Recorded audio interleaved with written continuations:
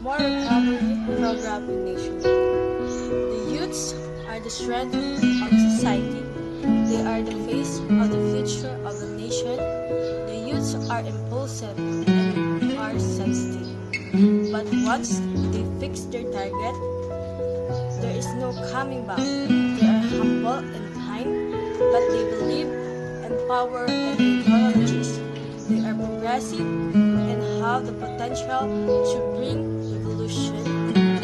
With her vigor and talent, they build up society and inspire others to do the same. Moral Recovery Program, an overview, proclamation number 62, date September 30, 1992, declared a moral recovery program in response to the need of Filipino people,